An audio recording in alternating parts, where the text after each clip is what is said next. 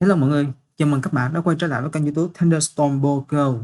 Và trong video của ngày hôm nay, mình sẽ tiếp tục gửi đến cho các bạn các trận đánh Go Battle League thuộc khuôn khổ giải Spawn Cup. Giải đấu chỉ dành cho các Pokemon hệ nước, giác đấu và bóng tối và giới hạn CB là 1.500 CB. Với một team đó chính là Wailers D-League. Backline sẽ là Double Water, Toxapex và Jellicent. Jellicent là một Pokemon đã quay trở lại trong mùa giải lần này với việc Mu Hex được gia tăng sức mạnh và tăng thêm năng lượng gen sau khi mỗi lần sử dụng, khiến cho Jellicent từ đây có thể sạc được các đòn sớp và Shadow Ball nhanh hơn. Và mình cho rằng đây cũng sẽ là một Pokemon tương đối mạnh ở giải Spawn Cup lần này, đặc biệt là khi có khá nhiều Anahalab, Gastrodon và một số Pokemon như là Azumarill trong giải này nữa. Còn đối với team này thì mình cho rằng Wailers D-League sẽ yếu với các Pokemon hệ phá sinh, do đó chúng ta sẽ cần có hai Pokemon chống lại hệ phá sinh tốt ở phía backline. Đó chính là lý do vì sao mình chọn Jellicent và Toxapex. Bù lại, cả backline của mình là Toxapex và Jellicent cực kỳ yếu với những Pokemon hệ điện có trong giải lần này, và các bạn biết rồi đó, chắc chắn sẽ kể đến như là Mopeco, một Pokemon mang hệ điện và bóng tối. Các đòn Arrow Wheel được soạt cực kỳ nhanh và gần như là có thể one shot được Jellicent và lấy được đến 70 đến 80% HP của Toxapex. Do đó, bằng mọi cách và trong mọi trường hợp, chúng ta phải cố gắng giữ cho Wailers còn sống sót để kiểm tra xem backline của đối phương có Mobeco hay không, từ đó có thể đưa ra những chiến lược phù hợp để có thể lật được những kèo khó. Cụ thể, trong video của ngày hôm nay, chúng ta sẽ có những điểm nhấn nào? Mình mời tất cả các bạn đi vào nội dung chính ngày hôm nay để cùng nhau giải đáp ha.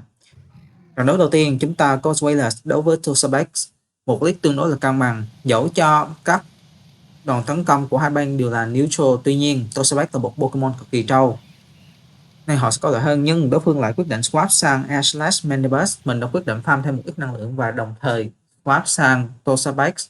Toxapex có một matchup cực kỳ ổn đối với Mandibuzz, bởi vì các Mandibuzz trong giải cúp Spawn lần này gần như chỉ đi đòn Ash thay vì đòn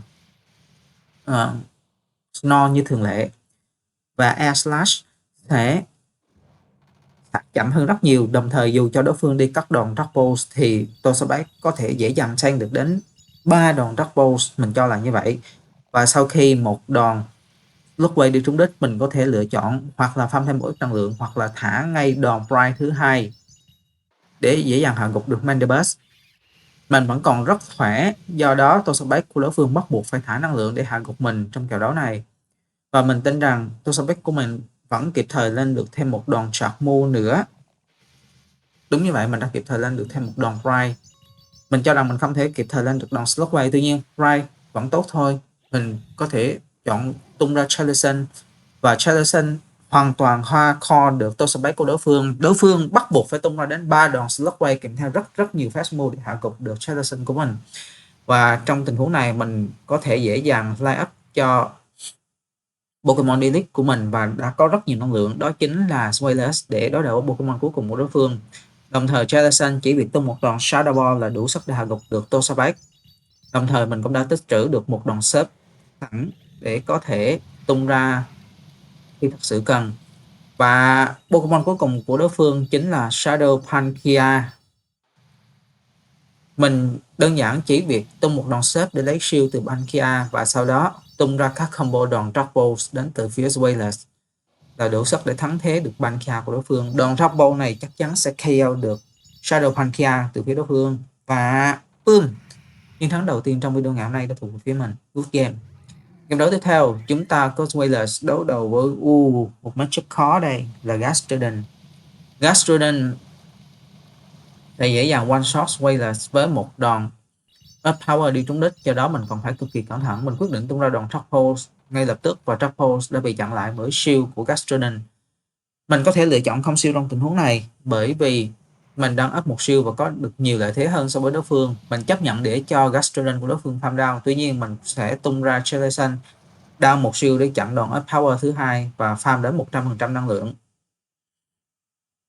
Mình như vậy là đối phương đã thành công ba shield mình với được một body slam, và ngay lập tức swap sang Mandibuzz. Mình đã quyết định tung ra Toxapex, và Toxapex trong tình huống này sẽ có lợi thế hơn Mandibuzz. Như mình đã thấy trong matchup lúc nãy, các bạn cũng đã thấy trong matchup ở trận đấu lúc nãy, thì Toxapex chỉ việc tung một đòn Slotway đi trúng đích và sau đó farm đầy đủ đến 2 đòn Pride hoặc là một đòn Pride, và gần một đòn Pride thứ ba sẽ thừa sức để hạ gục được Mandibus, và có thêm một đòn sạc mua nữa để đánh lên trên Pokemon cuối cùng của đối phương, hoặc là khi mà Pokemon Gastrodon của đối phương quay lại. Mình tung ra một đòn Slowway thứ hai để hạ gục được Mandibus, và khi mà Gastrodon quay trở lại, không, như vậy là Gastrodon không quay trở lại mà thay vào đó chính là Toxapex, và đây chắc chắn sẽ là game over cho đối phương. Mình đã tích trữ sẵn 2 đòn xếp, và 2 đòn xếp của mình thừa sức để hạ gục được Gastrodon, đồng thời lấy được siêu cuối cùng của đối phương, và Toxapex của đối phương sẽ không còn quá nhiều cửa chơi khi việc của Charizard là quá đơn giản. Chỉ việc tung ra 2 đòn Shadow Ball đi trúng đích là mình có thể dễ dàng nhận được chiến thắng trong game đấu này. Shadow Ball đầu tiên dễ dàng trúng đích, và thêm một đòn Shadow Ball thứ hai nữa là Toxapex của đối phương sẽ bị hạ gục. Mình cho rằng Toxapex vẫn sẽ sống sót với rất ít HP, tuy nhiên mình hoàn toàn có thể swap sang Toxapex của mình và hoàn toàn farm sao đối phương. Đòn Shadow Ball, đúng vậy, Toxapex của đối phương vẫn còn thoi thóp và mình dễ dàng quay ngược lại với Toxapex của mình. Mình có thể tank được bất kỳ một đòn sạc mua nào đến từ Toxapex của đối phương và phản công lại với đòn Pride. Pride trong tình huống này chắc chắn sẽ đủ sức để KO Toxapex. Đúng như vậy, và đem về chiến thắng cho mình trong game đấu thứ hai. Game đấu tiếp theo, chúng ta có một Halic là Anihihi Delete Anahihi. Mình ngay lập tức swap sang Charlie, và vì đây là Shadow Annihilate nên Charlie sẽ không thoải mái mà tank được một đòn Graphics. Mình bắt buộc phải down shield để chặn đòn này, và ở chúng ta lại có một hardcore khác đối với team này, đó chính là Gastrodon. Một team mà Annihilate Delete Gastrodon say swap thì ở backline mình cho rằng họ sẽ còn một Pokemon mang rất có khả năng là Morpeko, và mình quyết định quay trở lại với Zweilous và cố gắng farm down, nhưng mình đã không làm được điều này, và đòn Body Slam đã đi trúng đích. Nhưng đối phương không phải là Morpeko, và đó chỉ là Dewgong. Nếu như là Dewgong thì trong tình huống này mình vẫn còn cơ hội.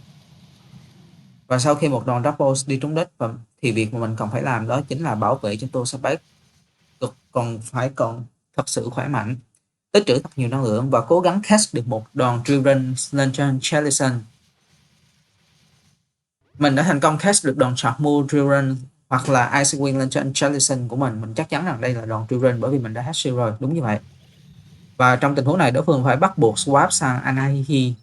Anahihi Shadow sẽ không tank đòn Rise dễ dàng như Anahihi Normal, và Anahihi của đối phương bắt buộc phải tung đến 2 đòn Charmu để có thể hạ gục được Tosa của mình. Việc mà Tosa còn phải làm đó là tích trữ thật nhiều năng lượng để sẵn sàng có đủ thêm một đòn Pride đánh lên trên Dewgong của đối phương. Mình quyết định thả Charmu trước khi Anahihi của đối phương lên được thêm một đòn Rapid nữa, và Pride dễ dàng hạ gục được Shadow Anahihi. Đối phương tung ra Gastrodon nhưng còn quá HP, và mình đã dễ dàng farm ra Pokemon này, và mình đã tích trữ được một đòn Slugway. Slugway đến từ Anahihi các bạn đến từ Toxapex sẽ dễ dàng hạ gục được Dewgong, đem về chiến thắng vô cùng mong mục cho mình trong game đấu thứ ba. Game đấu thứ tư, một lần nữa chúng ta có Annihilate Delete, lại tiếp tục một Best League. Ngay lập tức mình đã swap sang Charizard, và chúng ta lại tiếp tục được thấy một hardcore khác, đó chính là Annihilate Delete, và ở backline sẽ có Malama. Trong tình huống này thì Charlie của mình bắt buộc phải thả trúng đích 2 đòn shot để có thể hạ gục được Malama, nhưng mình cho rằng đối phương sẽ chọn shield để bảo vệ cho Malama còn khỏe. Và rõ ràng thì trong game đấu này mình không còn quá nhiều cửa chơi, mình không thể kịp thời lên được thêm một đòn sạc mua nữa, và do đó mình gần như phải bắt buộc đao cả 2 shield để chặn 2 đòn sạc mua đến từ phía Malama. Đòn super power đầu tiên mình đã chặn được, đối phương lập tức quay trở lại với Annihilate. Toxapex của mình sẽ có một matchup vất vả trước Annihilate trong các kèo có shield, bởi vì đối phương sẽ dễ dàng tung ra đến 3 đòn Rapid và nâng cao sức tấn công của họ lên một cách vô cùng khủng khiếp. Và Annihilate không phải là Shadow sẽ dễ dàng tank được đến 2 đòn Pride. Mình quyết định có lẽ như là sẽ không shield cho đúng như vậy, mình đã không shield cho Tosabat trong tình huống này, và đó là đòn Close Combat. Vì đó là đòn Close Combat và sức phòng thủ đã bị giảm đi nên chắc chắn đòn Pride này sẽ KO được Annihilate của đối phương. Ở backline, đối phương lại có một Pokemon cực kỳ trâu bò mà team của mình lại càng không muốn gặp Pokemon này, đó chính là Mandibuzz. Mình bắt buộc phải tung ra các combo đòn Body Slam. Không như Gustlore thì Zweilous không có các đòn Dragon Claw và cũng không có những move khác mang hệ rồng mạnh như là Breaking Strike. Nếu mình chọn đi Dragon Ball trong tình huống này thì sẽ có lẽ là có lợi thế hơn cho mình, tuy nhiên Dragon Ball sẽ phải sạc rất mất nhiều thời gian và rất lâu, không phù hợp để đánh do các cấp 1500 CP.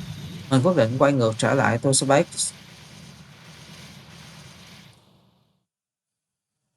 và việc mà mình cần phải làm đó chính là hy vọng rằng Malama của đối phương không có được một đòn Super Power. Tuy nhiên họ đã có được đòn Super Power này và Super Power dễ dàng hạ gục được Zweilous của mình, đem về chiến thắng cho đối phương trong game đấu đó, vô cùng là đáng tiếc. Game đấu tiếp theo chúng ta có Lantern Delete, một Pokemon khá là hiếm gặp ở giải Spawn Cup lần này cũng như là ở Great Lakes Open. Từng là một beta cực kỳ mạnh nhưng mà Lantern dần dần đã bị out khỏi top meta bởi vì các đòn Spark đã bị nerf một cách thê thảm và sự trỗi dậy của các Muscle user. Đối phương sau khi tung một đòn chọc mô đi trúng đích, họ đã quyết định swap sang Mandibuzz. Mình farm thêm một ít năng lượng và ngay lập tức swap sang Tosabat. Tosabat sẽ dễ dàng tank được các đòn chọc mô đến từ Mandy. Đối phương đã mắc sai lầm khi quyết định thả đòn Aerial Ace. Power Play và Dark Pulse là một lựa chọn ổn áp hơn rất nhiều so với Aerial Ace. Việc mà mình phải làm đó là tung ra các đòn Look Away hoặc là lấy được shield hoặc là hạ gục được Mandibuzz. Đối phương đã quyết định down shield để chặn đòn Slugway của mình và điều này sẽ tạo lợi thế cho cả Zweilous lẫn Jellicent của mình kết thúc game đấu này. Đối phương một lần nữa lại quyết định thả đòn Aerial Ace và đối phương lại chọn quay trở lại với Lantern. Mình quyết định tung ra Zweilous và thả một đòn Dark Pulse lên trên Lantern. Dark Pulse đi trúng đích nhưng mà Lantern là một Pokemon cực kỳ trâu và do đó họ vẫn còn có thể tung ra một chạc mua nữa trước khi bị hạ gục. Mình bắt buộc phải down shield bởi vì Zweilous không thể tank được một đòn surf trong hell rank này. Và sau khi hạ gục được Lantern thì có lẽ như là Mandibuzz của đối phương sẽ quay trở lại bởi vì họ đã tích trữ được khá nhiều năng lượng trước đó. Đúng như vậy, Mandibuzz đã quay trở lại và mình đã nằm trong hell rank mà một đòn Aerial Ace có thể hạ gục, do đó mình bắt buộc phải down shield và đối phương ngay lập tức swap sang Pokemon cuối cùng của họ, đó chính là Anahihi. Trong tình huống này, một đòn Dark Pulse đi trúng đích sẽ tạo điều kiện cho Jellicent của mình kết thúc game đấu này bằng một chiến thắng với việc tung ra các combo đòn Surf, đòn Rapid đi trúng đích. Tuy nhiên, Jellicent của mình vẫn còn rất khỏe và thừa sức để farm down được Annihilate của đối phương. Mình đã có được 2 đòn Surf trong tình huống này và chỉ việc thả đòn Surf thứ nhất lấy được shield từ Mandibuzz và đòn thứ hai là đủ sức để hạ gục được Pokemon này, đem về chiến thắng cho mình trong game đấu. Vâng, như vậy là đòn Surf để dễ dàng hạ gục được Mandibuzz trong hell rank đó. Game đấu tiếp theo, chúng ta có Zweilous một lần nữa đối đầu với Tosabat. Một matchup cực kỳ cân bằng nhưng sẽ có một tí gì đó lợi thế nghiêng về Tosabat vì Pokemon này trâu hơn rất nhiều so với Zweilous. Mình quyết định tung ra đòn Dark Pulse và Dark Pulse đi trúng đích đưa Tosabat vào trong tầm mà mình hoàn toàn có thể farm thêm rất nhiều năng lượng và thả một đòn chọc move Body Slam để kết liễu. Đối phương đã bay xung mình thành công với một đòn Pride và ngay lập tức họ đã swap sang Mandy. Mình quyết định ở lại bào thêm một ít HP của Mandy trước khi swap sang Tosabat.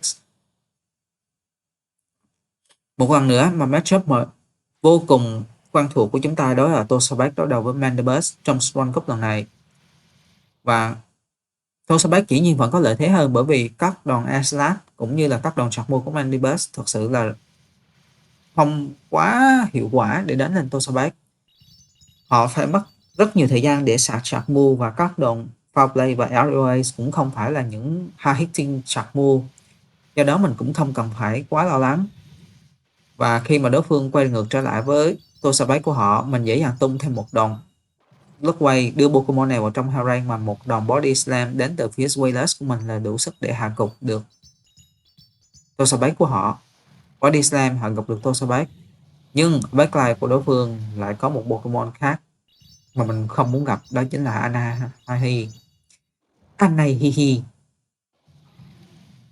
Pokemon này đã dễ dàng farm down được Sweless của mình. Tuy nhiên trong các kèo đấu một siêu như thế này và trong các matchup mà mình vẫn còn siêu thì Jellicent sẽ dễ dàng xử đẹp Anahalab, bởi vì mình đủ trâu để có thể trang được một đòn Rapid và các đòn Surf cũng như Haste là vô cùng hiệu quả để có thể lấy được HP của Anahalab một cách vô cùng nhanh chóng.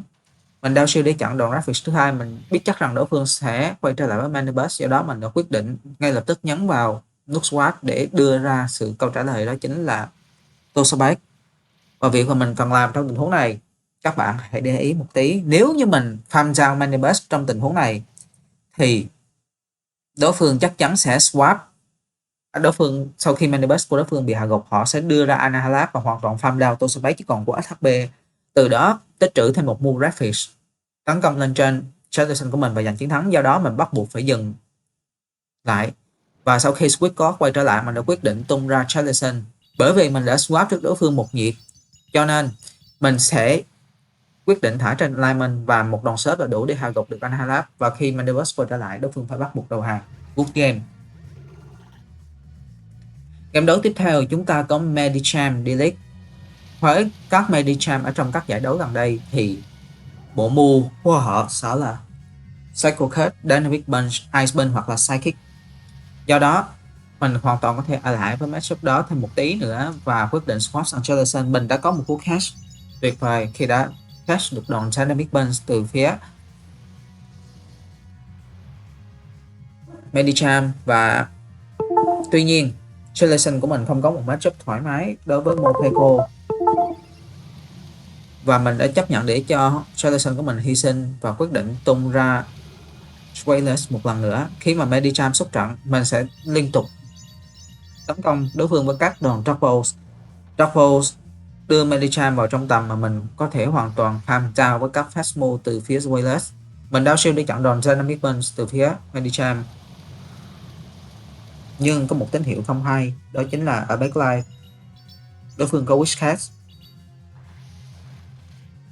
một Pokemon mà Toxapex của mình không thể nào mà đối diện được.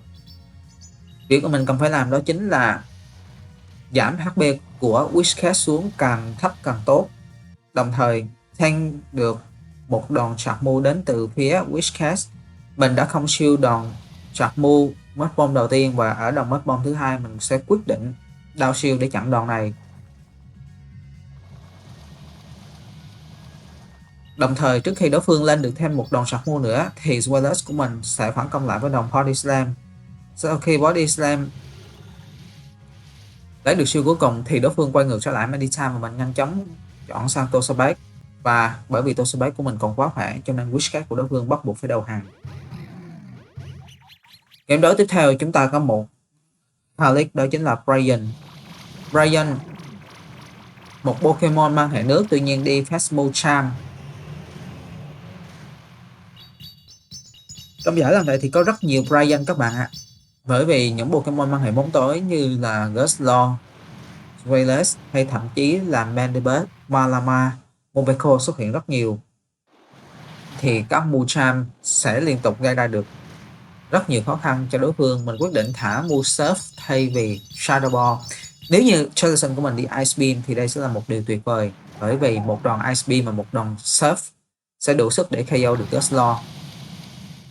Và trong tình huống này thì rõ ràng Sweless của mình không còn quá nhiều cửa để chơi, do đó mình không cần phải shield cho Pokemon này và hoàn toàn farm down Guslow. Hy vọng rằng bằng một cách thần kỳ nào đó Toxapex của mình có thể đối đầu trực tiếp với Pokemon cuối cùng của đối phương.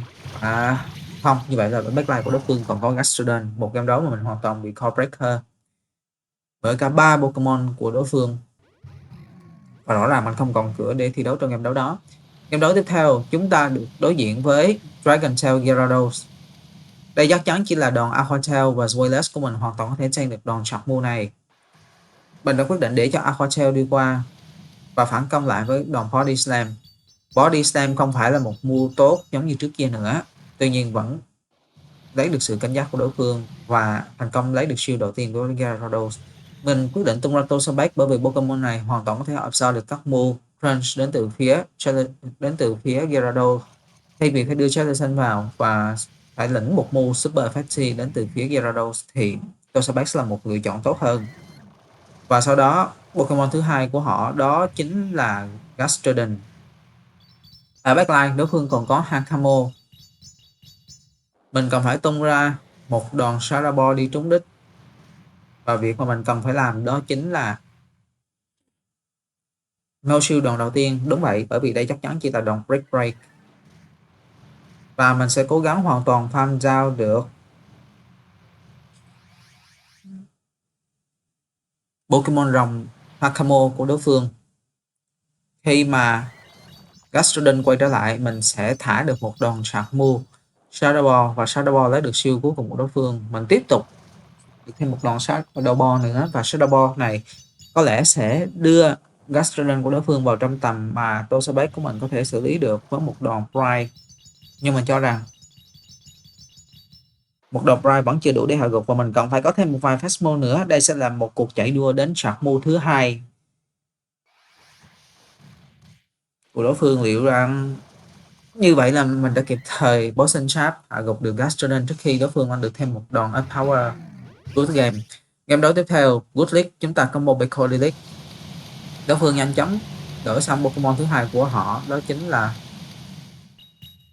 Gustlaw, và Gustlaw trong tình huống này sẽ phải take một đòn Body Slam. Đối phương đã quyết định down shield để chặn đòn Slam, và Gustlaw cần phải có đến 3 đòn chặt move Rulo Swing để có thể hạ gục Toxapex, trong khi mình chỉ việc tung ra một đòn Pride đi trúng đích và hoàn toàn farm down được Gustlaw.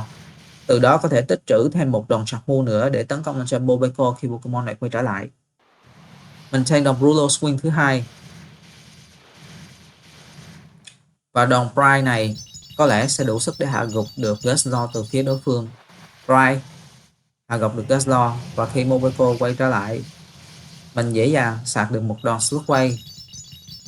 Tuy nhiên Mobile cũng đang có được rất nhiều năng lượng, và mình phải nhanh chóng lập tức quay trở lại với Zweilous. Zweilous bây giờ không, HP của Zweilous không còn đủ sức để tranh được một đòn Arrow Wheel nữa, do đó mình còn phải down shield để chặn đòn này. Và đối phương lại đã lên được một đòn Arrow Wheel thứ hai. Nếu như họ quyết định thả đòn Arrow Wheel này thì mình hoàn toàn có thể, họ quyết định ở lại với Mobile thì mình hoàn toàn có thể farm sau Pokemon này. Tuy nhiên họ đã nhanh chóng tung ra Pokemon cuối cùng, đó chính là Malama. Malama phải đối diện với một đòn Trapos, và Trapos là một đòn tấn công khá là mạnh, đưa Pokemon này vào trong tầm mà Jellicent của mình hoàn toàn có thể hack farm down, đồng thời tung ra một đòn Surf hạ gục được Mobile của đối phương, là mình có thể giành được chiến thắng trong game đấu này. Jellicent xung trận, mình hoàn toàn có thể tranh được một đòn Foul Play trong heo rank này. Foul Play không ra được quá nhiều đam trên Charlie, và đối phương nhận ra họ không còn quân khanh nữa, họ bắt buộc phải đầu hàng. Đó cũng chính là game đấu cuối cùng của ngày hôm nay. Mình hy vọng rằng với một team là Winners Delete, backline gồm có Toxapex và Jellicent sẽ giúp cho các bạn đánh World Cup vô một cách hiệu quả và gain được thật nhiều elo trước khi mà lịch trình của Go Back to League mùa này thay đổi. Nếu như các bạn thấy video của mình là hay, hấp dẫn, giúp cho các bạn đến PvP tốt hơn, mình hy vọng rằng các bạn sẽ tiếp tục ủng hộ cho kênh Thunderstorm của mình bằng cách like, subscribe kênh, đồng thời share các video của kênh một cách rộng rãi hơn để giúp kênh ngày càng phát triển. Chào tạm biệt tất cả các bạn, và hẹn gặp lại các bạn trong những video sắp đến.